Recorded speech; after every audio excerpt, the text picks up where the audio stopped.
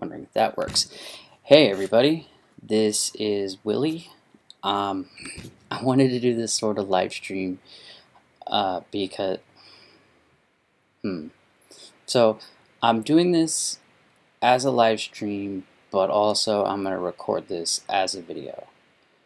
And so this is my it's probably not going to be pretty, but I wanted to kind of discuss my strategy, my idea for a strategy for how we can fix the film industry. So quick background is in about 2015. This is like around here when I was finishing up art school and I was really into making movies. I wanted to make movies. I did a lot of research on how to basically get myself in the door without Hollywood, without like working the ranks through Hollywood. And I came up with some strategies, but the reason why that kind of fell through was I didn't have enough self-confidence in myself to be able to do this, and I didn't feel like I had strong enough ideas to.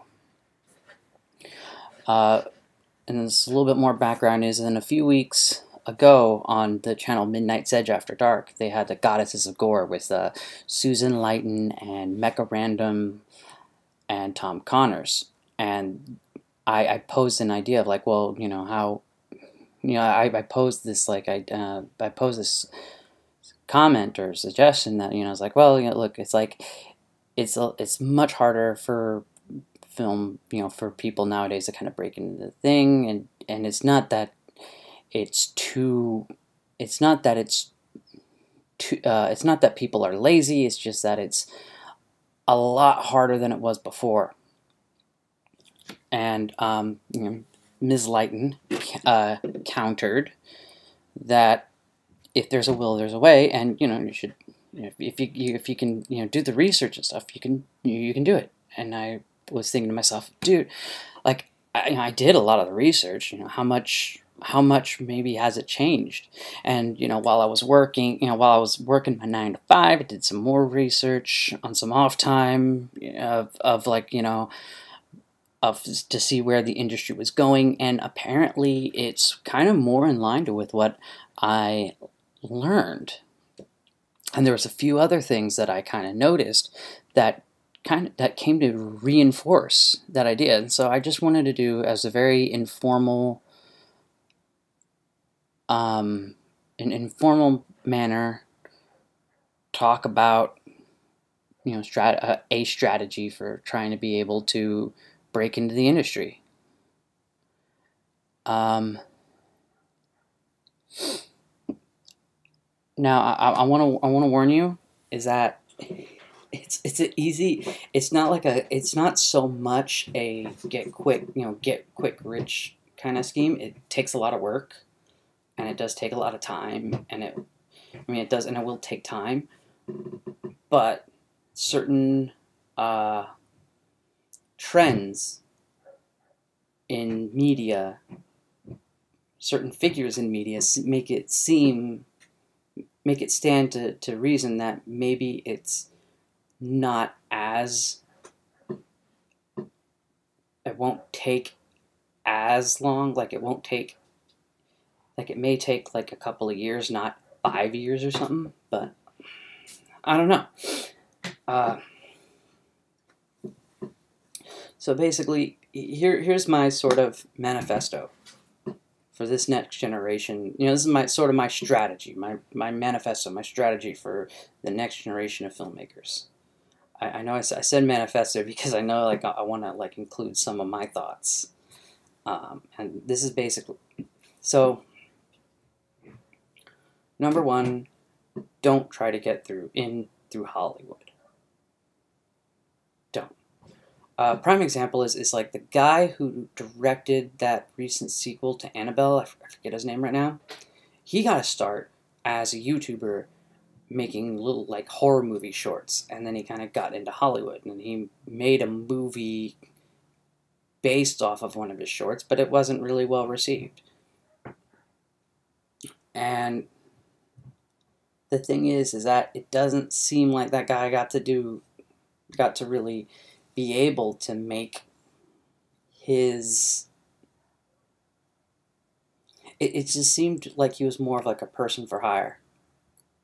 And while there's like really good filmmakers like Gareth Edwards and stuff, who, you know, they do like one very indie movie and then they get thrown into doing franchise stuff like Godzilla and Rogue One.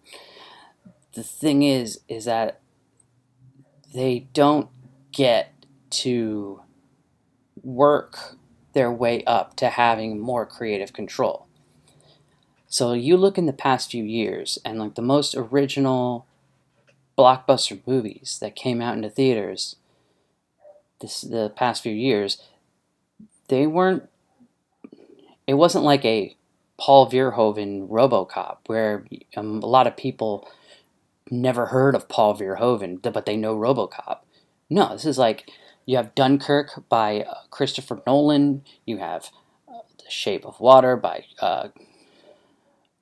and Pacific Rim with Guillermo del Toro. You have it more filmmaker driven, and that's my point. That's point number one. You need to build a celebrity off of you.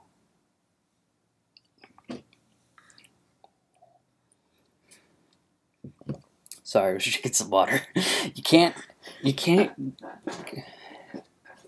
It's like the age of using bankable movie stars, it's kind of wishy-washy, because for every movie that Chris Hemsworth stars in, that like for every Avengers or every Thor that Chris Hemsworth is in, he's in like a Black Hat or the Moby Dick one, where it just doesn't do anything. And of course, Hollywood going back to their usual lines of thinking, they think, oh, he's a bankable star because he's in that. And you look at Chris Pratt. Chris Pratt, I think, is a pretty good actor.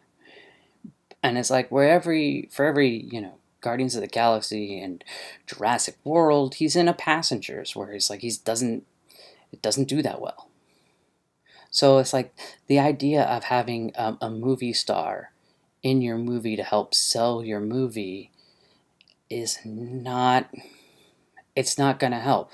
The star needs to be the director,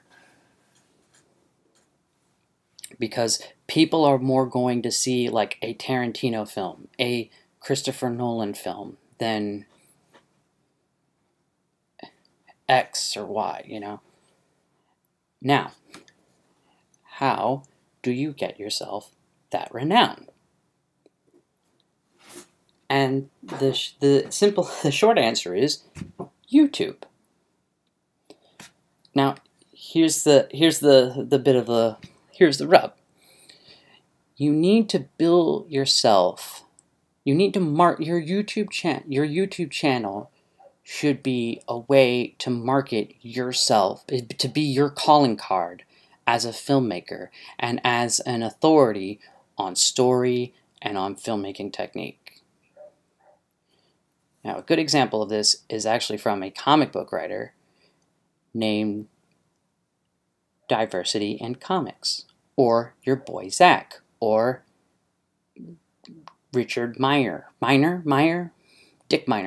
I like calling him. I'm sorry, my little kind of nickname for him is Dick Miner, because it sounds like his last name. I think his last name's Miner or Meyer, so it's Dick Meyer or Dick Miner. But yeah, you need to be a Dick Miner. You need to be a Dick Miner, and so his whole thing with his channel is that he, so for those who don't know who Diversity in Comics is, he's basically a guy who started out reviewing comics and, ripping them to shreds, and then when he was kind of called out for like, putting his money where his mouth is, he started a Kickstarter campaign, raised a shit ton of money to make his own comics and print his own comics and deliver his own comics. Now the thing is, what Dick Miner did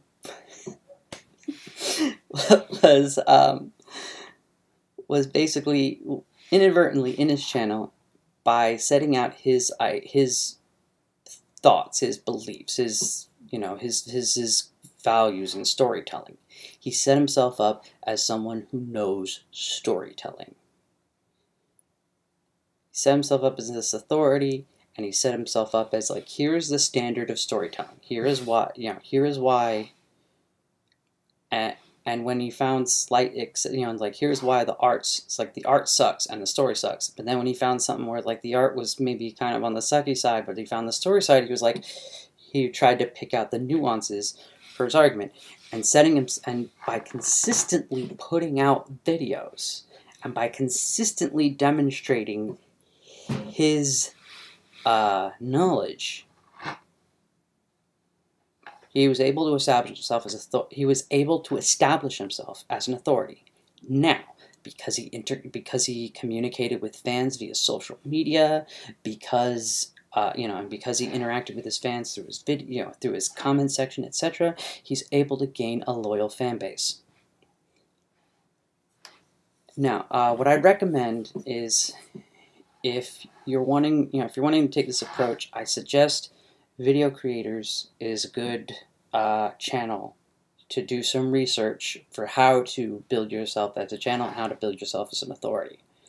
And no, I am not paid by. I am not shilling for videos for Video Creators. I just think they're a good channel. And so basically, what you do with this is, then when you establish yourself as an authority, and you establish yourself as a personality within what you're doing, namely film, whether it be action films or horror films or whatever genre you want to get yourself into, or even VFX or whatever, you establish your calling card on YouTube. Then what you do is you then start a crowdfunding campaign. Now, here is the thing. This is a lot of work. And it takes a lot of planning. You have to set aside time to plan.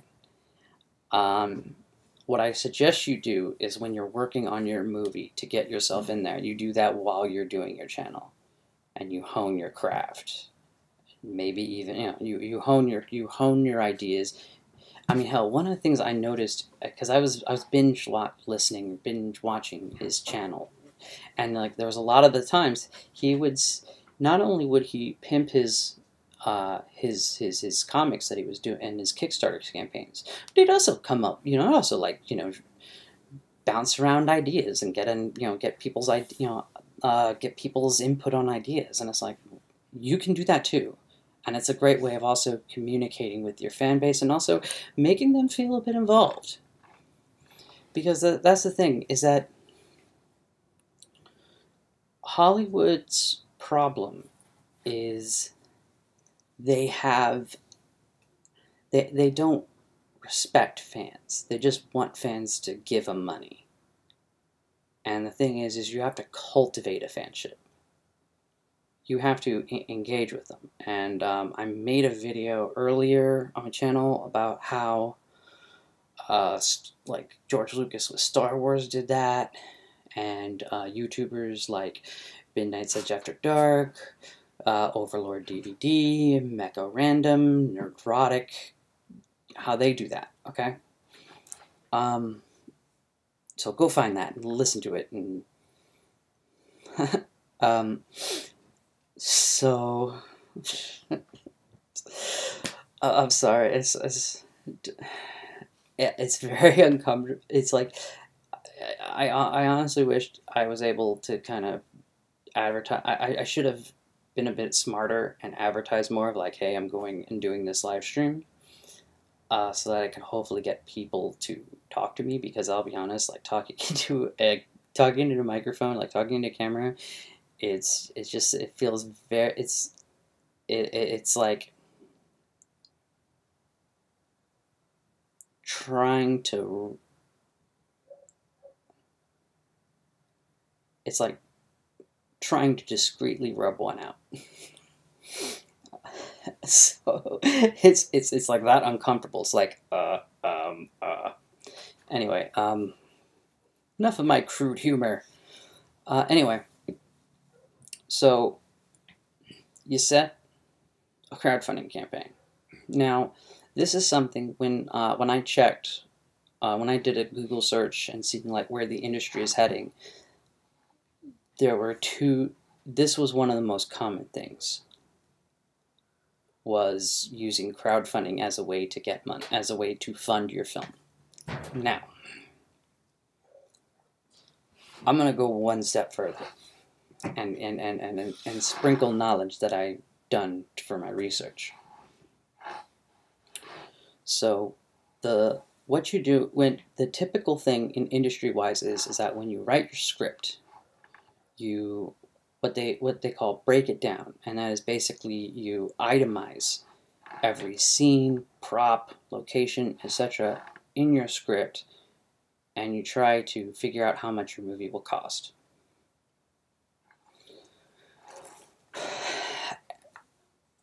There is a book called The DV Rebels Guide by Stu Maskowitz. I think that's how you pronounce it. And one of the really cool things when he was talking, and basically the book was like how to do an action movie on the cheap, but not make it look cheap. One of the things he was suggesting was to write your script around your locations, your props, your cast, etc.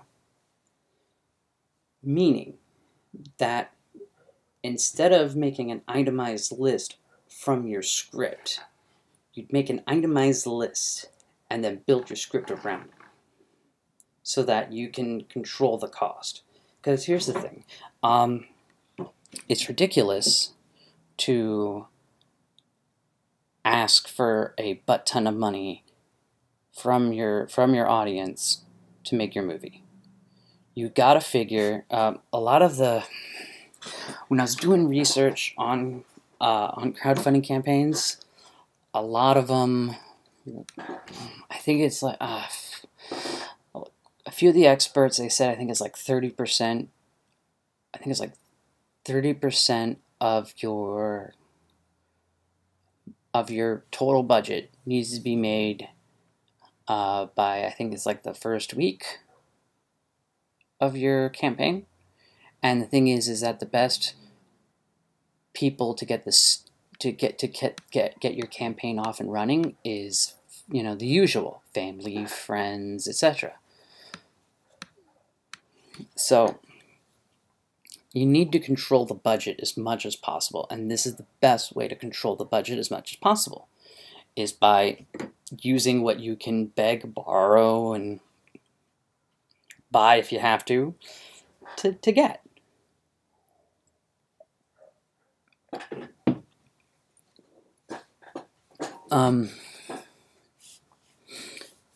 So then alright, so you do your campaign, you set it, you have a very, it's like Hollywood standards, it's a pitiful budget, but for indie dude, it's good. What you do is then so when you plan out your budget, you have to make sure that you also count for the prize, the tiers, the backer tiers. So that also counts in your budget as well. And there's a whole bunch of experts and books and stuff on how to do a good Kickstarter campaign. recommend you can totally put in the time to do it yourself. From what I've heard, the common thing is that it is a full-time job. So you might need to recruit friends or family to work for you and keep track of stuff. I don't know, because I mean, you might be like me and work a 9 to 5. So I don't know. Oh yeah, one more thing, and this may seem like a really no duh. Complete the fucking thing. I mean, don't be like, don't. You're gonna need to hustle and advertise and whatnot. You're gonna need to put in a lot of time and effort and beg your family, beg your friends, beg your fans for money. And don't be that person who stiffs the fans. That's just lame. And that immediately kills your credibility. It's one thing if the maker, if it's one thing if like the head designer for like Mega Man back in the day flakes on a deadline. It's another thing if you do it. Because that guy has a reputation, you don't. And you need to make your reputation. You need to make as good of a reputation as you can. A lot of times when you hear from business things, they talk about branding. And basically, all of what branding is your reputation. So if your reputation is, so if you brand yourself as someone who makes good, like good quality, like Dick Miner markets himself as someone who prides himself on good quality comic printing that doesn't peel off in your finger, that doesn't like come off at your fingers, and good adventure stories, and so he brands himself as like a person who is all in that, who is all for that. So if Dick Miner makes a comic that's totally into SJW politics, that's totally made of very crap material, and is totally made of like, and it's just made of like a totally poor quality, that's going against what he stands for. And it goes against his reputation. Or if he does make something that's good quality, but then is late, is constantly like late, and like Anita Sarkeesian, that also reflects on their reputation. So that's what branding really is. It's your reputation. It's what you stand for.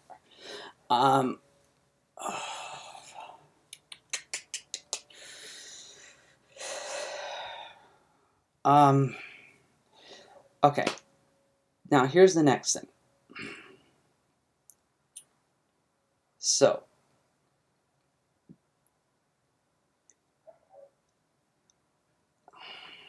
I'm trying to figure out how to word this in the right order.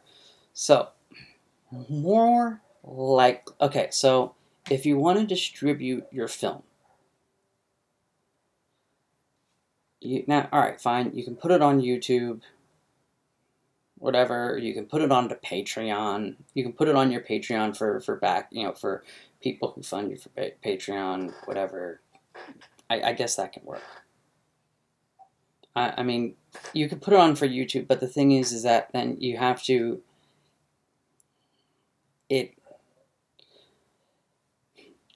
so the thing is if you have, like, you look at movie reviewers, like, I Hate Everything, and I'm trying to think of another one, YourMovieSucks.com. And their whole thing is like, oh, well, if it's a cheap quality film, then you can make it for free on YouTube. And it's like, that makes sense. But at the same time, you don't want to make it. You don't want to say to your audience, this is a cheap film. That's why it's on YouTube for free. No. And let's be honest, in theory, even though if when you're crowdfunding, you may cover the budget for your film, I mean, you still want to make money because you still need to make the next one. So you need to put it on. You need to be able to make money off of it. You could tell from your analytics of your YouTube how many fans you have, and I think you can tell. I think you can also tell from the analytics of your Kickstarter, like who's pledged money for you in your Kickstarter, and you could be able to make a good argument. Well, okay. Let's see. Let me boil it down to this. Okay, here's what is extremely unlikely for you to do. Number one, it is extremely unlikely for you to show it into movie theaters because of there's just so many reasons into why, and most movie theaters are chains, and they're not going to want to deal with some little nobody unless with one but there is an exception, and that exception is if you can guarantee butts in the seats.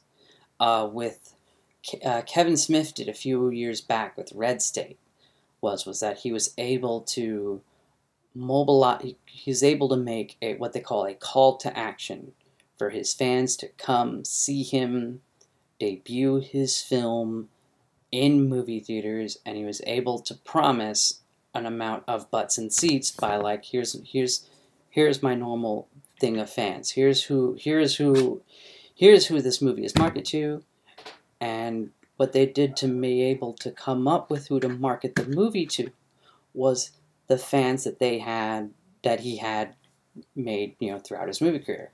By making a YouTube channel and being able to cultivate a successful brand, your target demographic is your YouTube base. And yeah, alright, fine, they're from all over the world. Whatever.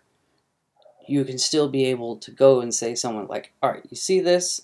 This is who my target audience is. And you can be able to market your movie around that. Which is going back to Dick Miner again.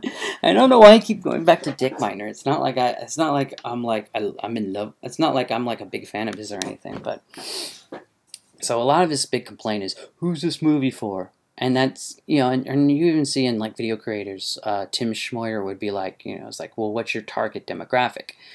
And that's something you need to kind of plan out. Well, that's who you market your movie to. If your main demographic that you manage to get during YouTube and stuff is a bunch of little kids, a rated R movie is probably not the best thing for them. It's probably not the most successful way for you to be able to get your foot in the door. I mean, maybe PG-13 at most, but yeah, but not like a rated R. So,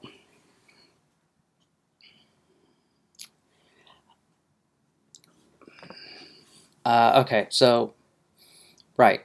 So movie theater. So unless you can be able to guarantee butts and seats, and rent out a movie theater like that, don't do a movie theater. I do not suggest going and doing the film festival route. Here is why. And like, even though I've seen like I did a lot of research and stuff that was very pro film festival,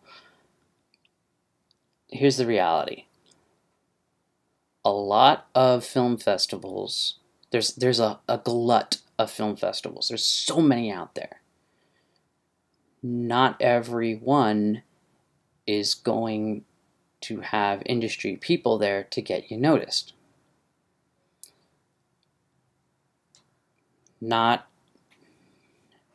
you have to not only pay money to get your film into festivals, but when you pay money, it doesn't even guarantee that your film is in the festival. You just pay to have people look at it. That's not a good... I mean, if you're a broke motherfucker like me, I mean, that's a waste of money.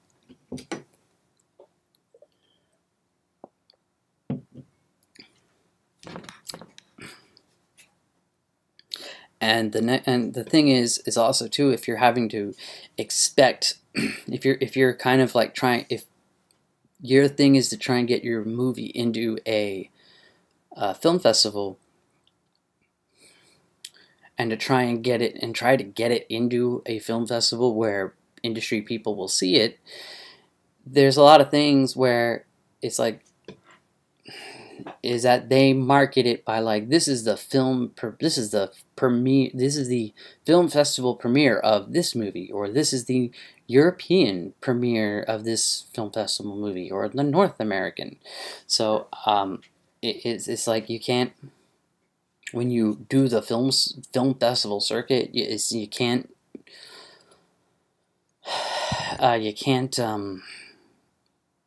you have to be very, you can't just send it to you can't just blanket submit it to all sorts of film festivals and pay money for it and stuff, because then you could end up getting your film picked in a festival where there might not be as much industry insiders, and basically it cock blocks you from doing other more prestigious film festivals, because they're like, oh, well, this is already debuted, so this is no good. You know, this is not as appealing.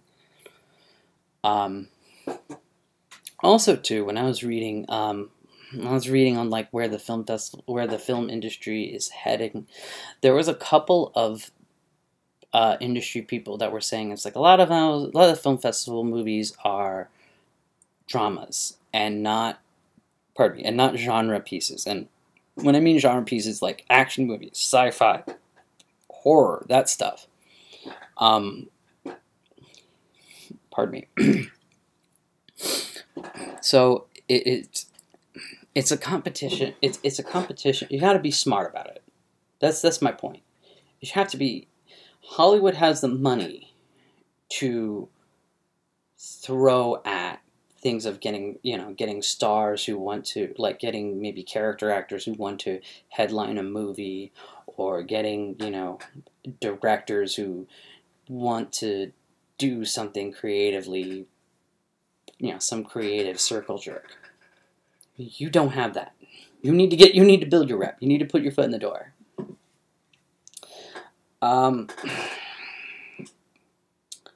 So Netflix is a good idea. However, so when I was doing the research on Netflix in around 2015, the big thing was that you had to demonstrate. It's like Netflix wouldn't just. It's like if you submit it to them, or even if you paid money to Netflix or something like that for them to host your movie, they're not gonna accept it. What they do is they it's on a demand system. They kind of gauge and demand, and then they kind of give it the time of day, let alone put it on their platform. And that's another good reason of why you should build an audience on YouTube, so that you can be like, hey, look, I have 1,000 subs. My 1,000 subs are usually men 18 to 25. It's like you have solid numbers that you can make a deal with.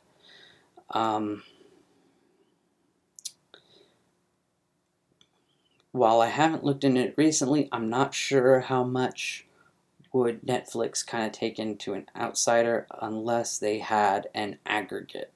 Now, what an aggregate is a third party that you pay. I think it's like you pay a fee. I think it's like you pay a fee for, and then they get a cut, or it's like they just get a cut of it, get a cut of how much you make from your movie, and they'll market it on the platforms of iTunes, um,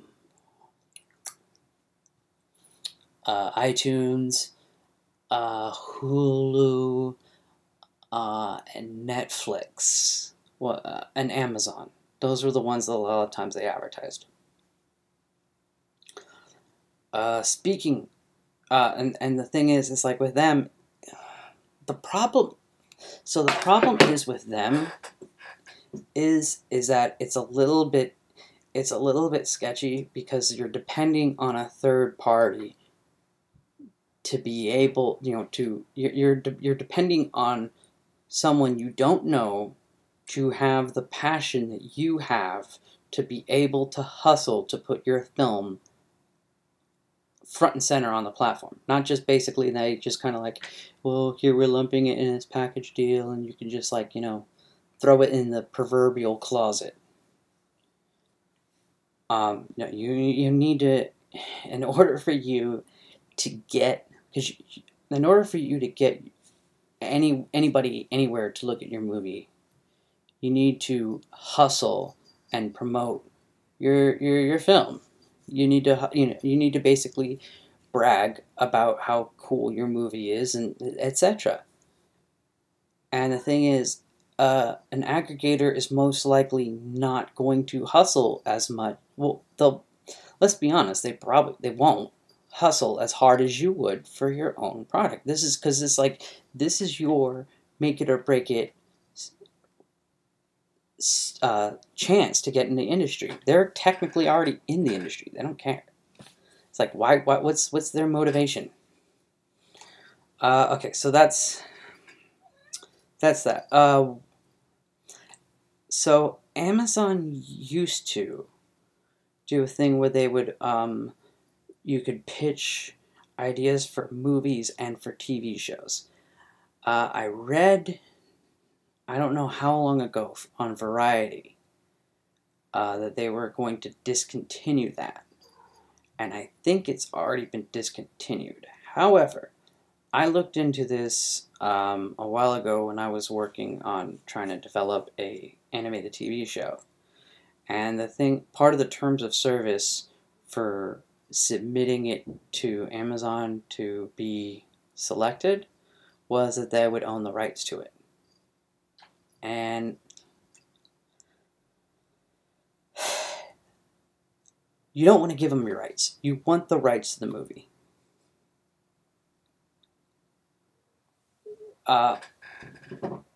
For no other reason than for the fact that you don't want some apathetic editor to like make your to cut your trailer and put spoilers in there, or you don't want some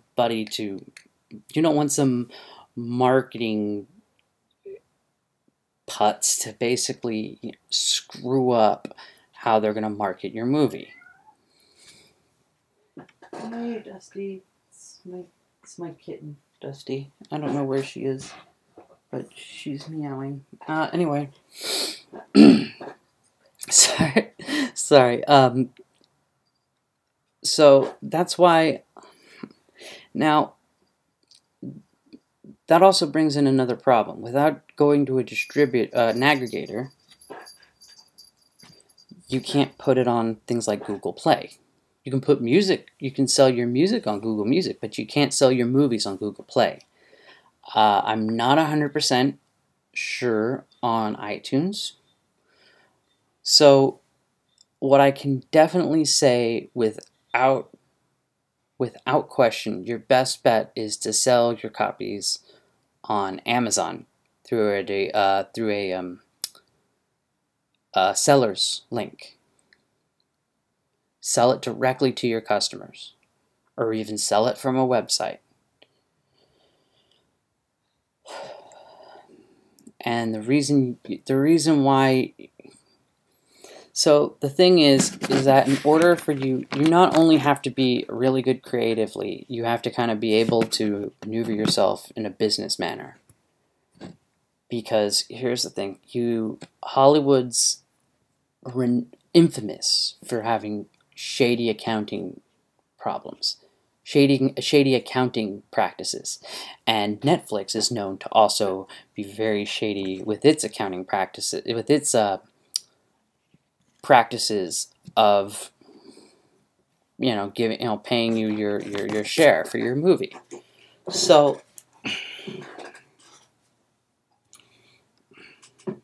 you got to try and sell. You got to try and be the one-stop shop for distributing it, for producing it, and yeah, and for marketing it. That's the I'm trying to remember. You're gonna have to, and that's another good reason of why to make the movie. That's why to try and bring the budget down as much as you can, because you need to be able to make it back, even if you do a Kickstarter, right? And you get all your fun, you reach past your goal, right?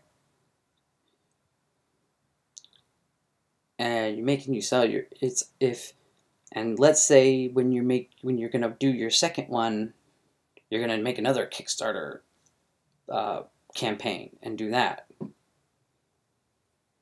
Well, who's to say that your film is going to be successful enough to who's to say that your film's going to be successful enough to go and make another copy?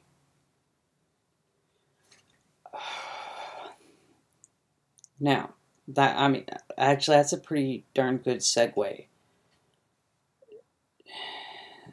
I think it's probably a good darn segue to writing a good. That is the most important thing. Is you have to have an awesome story.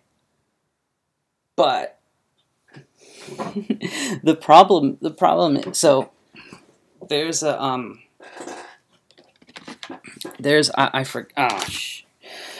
I will be honest. I forget from my art school days of who exactly did it, but there's this whole view of taste being subjective. So basically, like quality is something good. Is not something definite. There's not like definite rules of like what makes something good.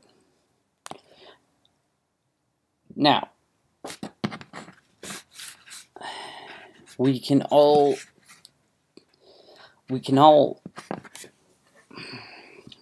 kind of tell when something's terrible, but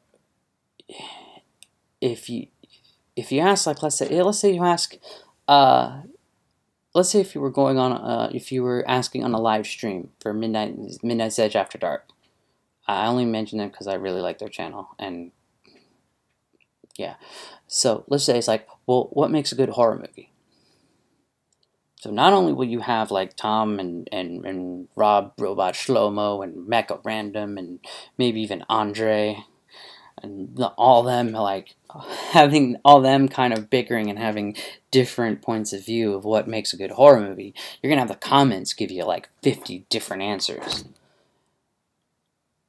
Now I have my ideas of what makes a good horror movie, but I don't want this live stream to be too long. I got a lot of stuff I gotta do.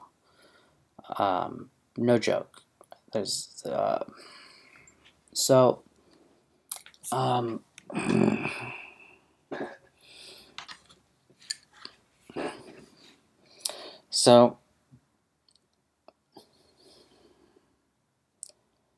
let's now here's the thing.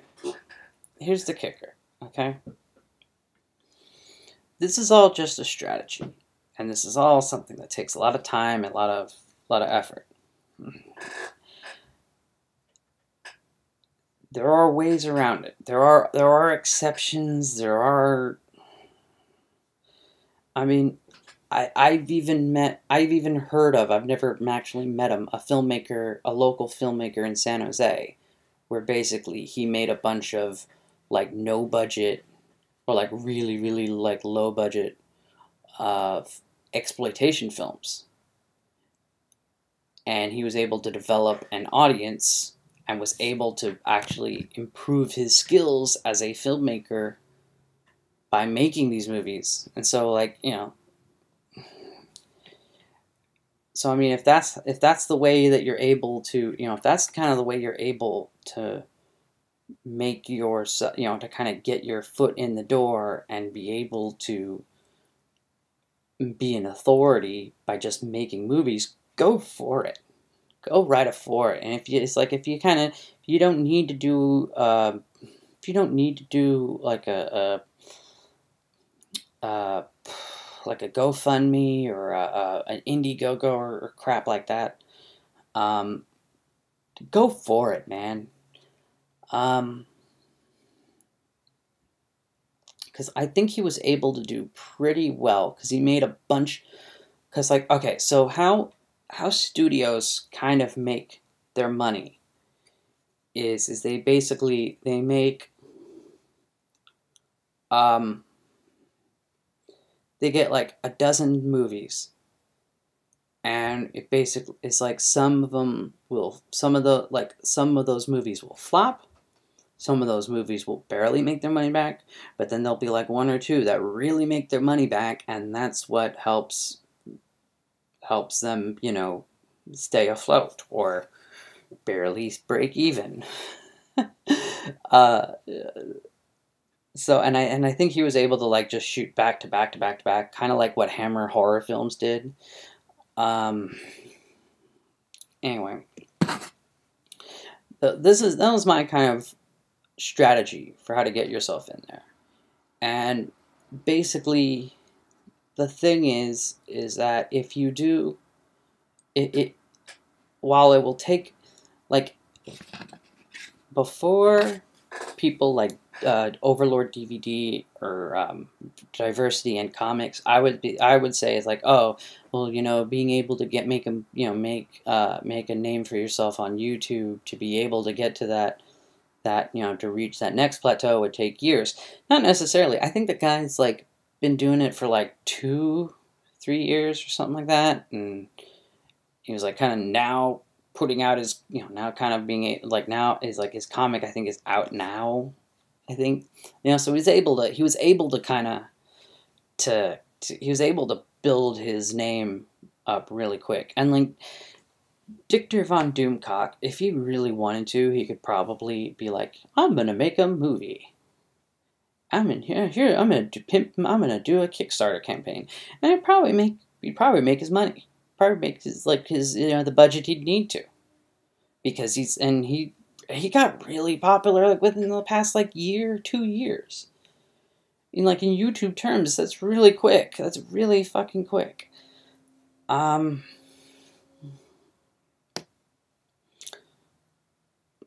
And I mean, all they did really was when they made their videos was they reused footage, or they basically just showed like little bits of the comic book, and they would basically like shoot 3 video. You know, they would shoot like Diversity in Comics. I think would do like 3 videos a day, 5 days a week, and like Dictor von Doomcock would do, I think, I want to say 2 videos a week, or maybe a video a week. You know, he's able to just kind of like just consistently build that base, and that's really a big, like that's half the battle right there, is consistently putting your stuff, you know, consistently putting out content, and consistently showing that you know your shit.